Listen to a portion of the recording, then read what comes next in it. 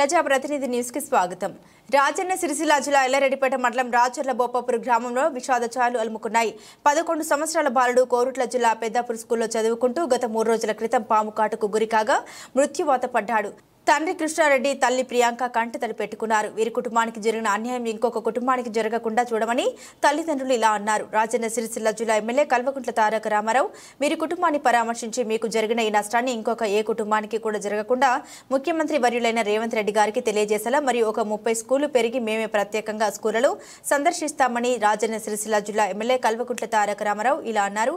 పాత్రికేయ మిత్రులు ఎవరు కూడా ఇలాంటి ప్రాబ్లమ్స్ ఏ స్కూల్లో ఉన్నా గానీ స్థానిక ఎమ్మెల్యేకు గానీ మరియు కలెక్టర్కు గానీ ఆర్డీఓకు గానీ వార్త రాయకముందే వీరికి చెప్పినట్లు అయితే వెంటనే ఆ సమస్యను పరిష్కారం చేసే విధంగా పనులు చేపడతామని, అదేవిధంగా 36 మంది కుటుంబాల్లో చనిపోయిన పిల్లల తల్లిదండ్రుల కుటుంబాన్ని ప్రభుత్వం ఆదుకోవాలని ముఖ్యమంత్రి రేవంత్ రెడ్డి గారికి విన్నవిస్తున్నామని ఎమ్మెల్యే తారక రామారావు అన్నారు. అదేవిధంగా పక్కన ఉన్నటువంటి ప్రైమరీ స్కూళ్లలో పిల్లలతో మాట్లాడి భోజనం బాగా పెడుతున్నారని అడిగి తెలుసుకున్నారు. అదేవిధంగా ప్రైమరీ స్కూల్లో 3 క్లాస్ రూమ్లు కట్టిస్తామని ఇలా అన్నారు. బాధను మీరు విన్నారు. అనిరుద్ధ్ అనే చిన్నారి 6వ తరగతిలో మొన్ననే ఈ జూన్ మాసంలో అడుగుపెట్టి గత సంవత్సర కాలంగా కోరుట్ల ప్రభుత్వ పాఠశాలలో హాస్టల్లో చదువుతూ మరి దురదృష్టవశాత్తు నిజంగా కూడా అత్యంత బాధాకరమైన పరిస్థితుల్లో అక్కడ ఉండే అపరిశుభ్ర వాతావరణంలో చివరికి స్కూల్ ఆవరణలోకి పాములు రావడం వల్ల ఇవాళ ఒకరు కాదు 2 విద్యార్థులు మరణించి మరొక విద్యార్థి విషమ పరిస్థితిలో ఉన్న ఒక బాధాకరమైన దురదృష్టకరమైన పరిస్థితి ఈరోజు రాష్ట్రంలో ఎంతోమంది తల్లిదండ్రుల కడుపు కోత కారణమవుతా ఉంది. ఇక్కడ అనిరుద్ధు వారి తల్లిదండ్రులు వాళ్ళ గుండెల విషయాలు గడుస్తూ ఉన్నారు. వాళ్ళ తాత, వాళ్ళ అమ్మమ్మ అందరూ కూడా బాధపడుతూ ఉన్నారు. నేను ఈ సంఘటనలో మేము రాజకీయ పార్టీలుగా సాధారణంగా రాజకీయంగా అప్పుడప్పుడు మాట్లాడుతుంటాం, కానీ ఇప్పుడు ఏ రాజకీయం కూడా అవసరం లేదు. నేను గౌరవ పెద్దలు రాష్ట్ర ముఖ్యమంత్రి గారికి, రాష్ట్రంలో ఉండే మంత్రివర్గానికి నేను చేసే విజ్ఞప్తి, మనందరికీ పిల్లలు ఉన్నారు, మనందరికీ కూడా కుటుంబ సభ్యులు ఉన్నారు. ఒక కుటుంబ సభ్యుని కోల్పోతే ఎంత శోకం ఉంటుందో మనందరికీ కూడా తెలుసు.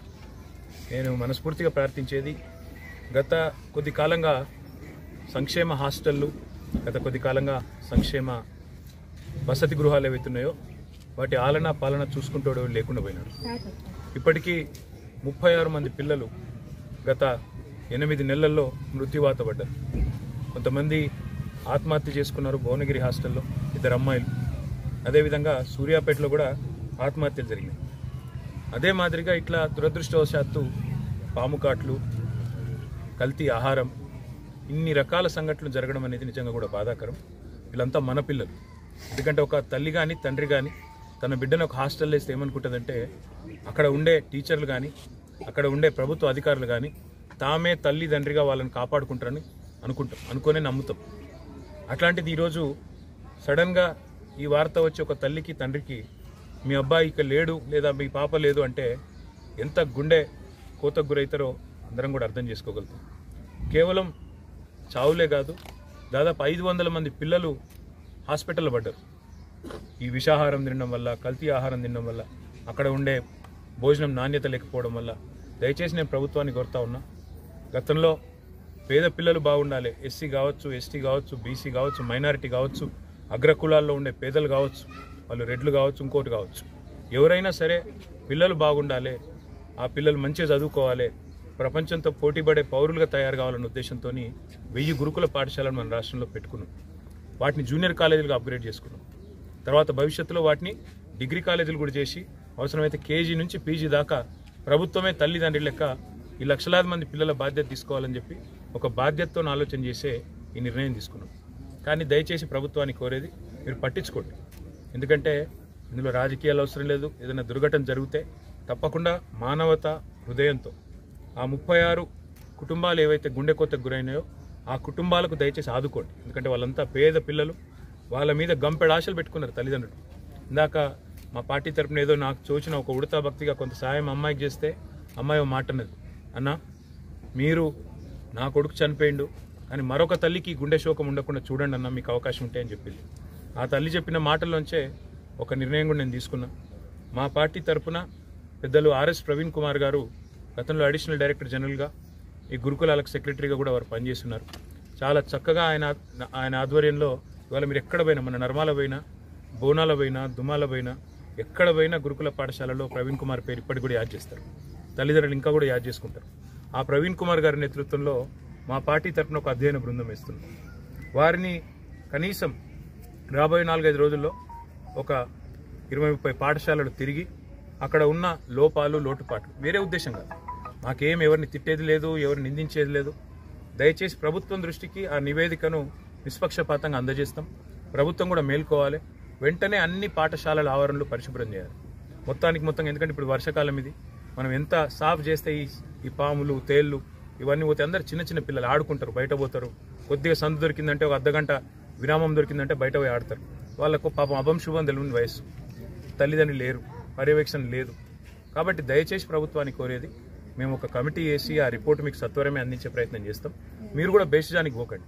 ఆ 36 కుటుంబాలు ఏవైతే పిల్లల్ని కోల్పోయినాయో వాళ్ళని ఆదుకోండి, కొంత సాయం చేయండి. ఆ కుటుంబ పరిస్థితి తెలుసుకోండి, వాళ్ళు ఏ పరిస్థితుల్లో తమ పిల్లల్ని హాస్టల్కి పంపినరో తెలుసుకోండి. కుదిరితే ఆ కుటుంబం నుంచి ఒకరికి ఉద్యోగం ఇవ్వండి, ఆ కుటుంబాన్ని నిలబెట్టండి. ఎందుకంటే ఒక పిల్లగాడి మీద, పిల్ల మీద గంపెడు ఆశలు ఉంటాయి తల్లిదండ్రులకు. వాళ్ళు పెద్దగా అవుతారు, మమ్మల్ని చూసుకుంటారు, మా కుటుంబం పేరు నిలబెడతారు అనే ఒక ఆశ ఉంటుంది. ఇలా ఆశ వారితో పాటే పోతుంది. 500 మంది పిల్లలు విషాహారం పాలై తిని హాస్పిటల్ పాలైనారు. దయచేసి ఏం ఆహారం పెడుతున్నామో చూడండి, దగ్గరికి వెళ్ళి చూడండి. మనం ఇదివరకు కూడా చాలా సంఘటనలు చూసినాం. బాసరలో జరిగినప్పుడు, IIITలో, ఇంకా ఇతర చోట్ల కూడా మేము స్వయంగా పోయినాము, వాళ్ళతో కూర్చున్నాము, తిన్నాము, కనీసం కొంత భరోసా ఇచ్చే ప్రయత్నం చేసినాం. మీరు కూడా దయచేసి అధికారులను పంపండి. కలెక్టర్లు ఉన్నారు, IAS అధికారులు ఉన్నారు, IPS అధికారులు ఉన్నారు, హాస్టల్కి పంపండి. ఒక్కొక్కరిని అవసరమైతే 2-3 హాస్టల్ దత్తత తీసుకోమని చెప్పండి. వాళ్ళు కనీసం వారంలో ఒక రోజు సర్ప్రైజ్గా పోయి తినాలని చెప్పండి. అట్లా చెప్పినట్టయితే ఏమైందంటే పిల్లల ఆహారం విషయంలో ఎవరైనా పిచ్చి చేస్తుంటే వాళ్ళు కూడా ఒళ్ళు దగ్గర పెట్టుకొని ప్రవర్తించే అవకాశం ఉంది. దయచేసి మళ్ళొక్కసారి రిక్వెస్ట్ చేస్తా ఉన్నా, మీరు ప్రతి పాఠశాల ఆవరణ EGS నిధులతో చేస్తారా, దేంతో చేస్తారా మీ ఇష్టం. మొదలు ఆవరణలన్నీ సాఫ్ చేయించండి. ఈ పాములు, తేళ్లు, ఇంకా ఇతరత్ర ఏమన్నా ఇబ్బందికరమైన పరిస్థితులు, ఆడాడ తెలియకుండా ఏమైనా బాటిల్ వలిగి ఉన్నా, ఇంకోటైనా పిల్లలకు రకరకాలుగా ఇబ్బందులు తలెత్తే ప్రమాదం ఉంటుంది. ఈ పిల్లలు మన పిల్లలు. ఈ ప్రభుత్వ హాస్టళ్లలో చదువుతున్న 6.5 లక్షల మంది బిడ్డలకు ప్రభుత్వమే తల్లి, తండ్రిగా ఉండాలి. ఖచ్చితంగా ప్రభుత్వమే బాధ్యత తీసుకోవాలి.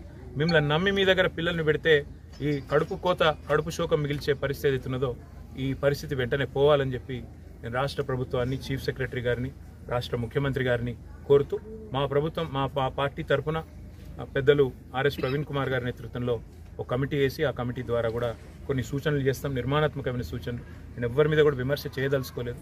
కేవలం ప్రభుత్వం ఈ బాధాకరమైన పరిస్థితిని మాత్రం గమనించి వెంటనే ఈ ఇబ్బందికరమైన పరిస్థితి అవుతుందో దీన్ని తొలగించే ప్రయత్నం చేయాలని చెప్పి నేను ప్రభుత్వాన్ని హృదయపూర్వకంగా కోరుతూ, పాత్రికేయ మిత్రులకు కూడా ఒక ప్రార్థన, దయచేసి ఎక్కడన్నా మన నియోజకవర్గంలో కావచ్చు, మన జిల్లాలో కావచ్చు, ఎక్కడన్నా ఇట్లాంటి సమస్యలు ఉంటే ఇందులో కూడా బేసిజమే అవసరం లేదు.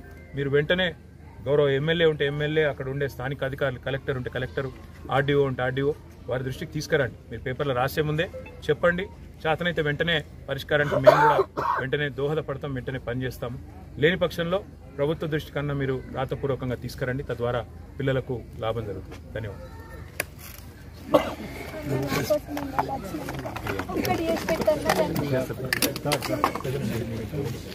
MSc ఫిజిక్స్ అన్న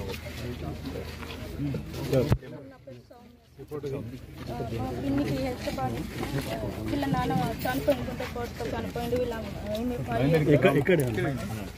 అమ్మాయి నంబర్ తీసుకొచ్చి చేపిస్తారు. ఎక్కడ చూపెట్టింది? ఒమేగా నేను చెప్తాను. మోహన్ వంశీ గారు నాకు తెలుసు, ఆ డాక్టర్ గారు చేపిస్తాను. మరి చేపిస్తే అమ్మ చేపిస్తా పక్కా చెప్తాను. ఈ నెంబర్ తీసుకుంటా, నేను చేపిస్తాను. నీకు ఎందుకు? నేను చేపిస్తాను.